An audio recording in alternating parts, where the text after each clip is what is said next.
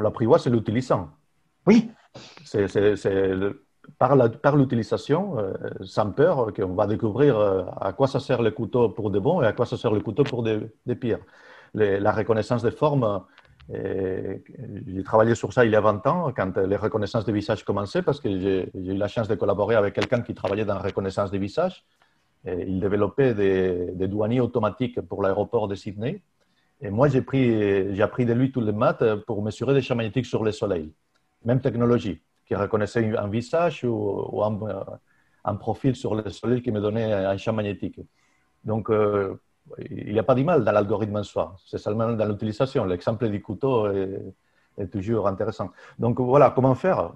Il faut l'utiliser. Il faut l'utiliser pour comprendre. Sans compréhension, il n'y a pas de jugement valable. Il faut comprendre et pour comprendre, il faut l'utiliser. On sait par exemple qu'aujourd'hui, on ne connaît plus de numéro de téléphone. Les gens un peu plus vieux connaissaient au moins une vingtaine de numéros de téléphone par cœur. C'était obligatoire. Maintenant, on ne les connaît pas. C'est une liberté. On a gagné quelque chose. Il n'y avait peut-être pas vraiment de raison de devoir se rappeler de ça. Mais on est quand même un petit peu à la merci, néanmoins, des conditions utilisateurs des services auxquels on souscrit. Si demain Facebook décide quelque chose, ou si demain, enfin voilà, tous les services qu'on utilise peuvent changer de politique. Tout ça, c'est des questions politiques en fait, et Damasio est vraiment là-dedans. Plus que dans l'écologie, lui, il n'est pas trop dans l'écologie, mais il est très intéressé par les questions politiques autour des outils. Mais voilà, j'ai pu observer, là c'est encore une observation intime, j'ai pu observer les changements d'outils. Quand j'ai commencé dans le graphisme et dans la création, on travaillait avec du papier, on travaillait avec de la colle, on travaillait avec des ciseaux, etc. Et on pouvait faire certaines choses qu'aujourd'hui, avec les super outils qu'on a comme Photoshop et tout, qui nous permettent des choses vraiment super, sans aucun problème, il y a des choses qu'on ne peut plus faire. Et puis quand demain, Adobe, donc la société qui développe Photoshop, décide que tel outil ne sert plus à rien, ils le suppriment, et ils font ça à distance en plus, puisque c'est maintenant un logiciel sur abonnement, c'est pas un outil qu'on garde chez soi, il peut être modifié. Si demain ils décident d'enlever un outil, on peut le perdre. Donc on peut perdre des choses sans vraiment s'en rendre compte, et on peut se faire un petit peu utiliser par nos outils. Dans ce sens,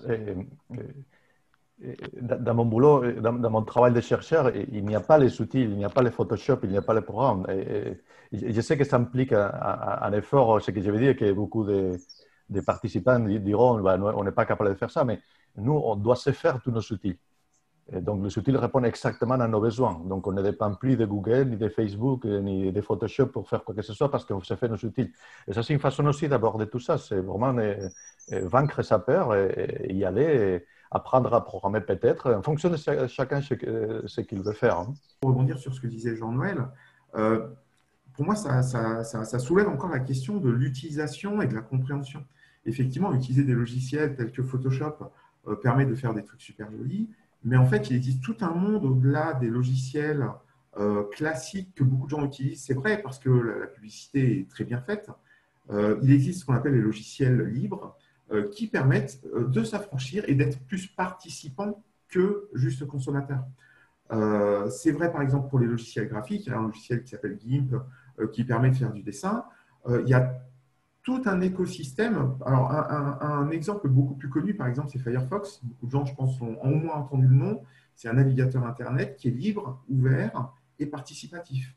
C'est-à-dire qu'il est écrit par des gens tels que nous, qui ont effectivement un peu plus de connaissances, qui ont des connaissances en informatique beaucoup plus fines, mais c'est vraiment coopératif, complètement ouvert. À certains moments, des fonctionnalités parfois sont enlevées, mais il y a des discussions autour de ça et c'est public.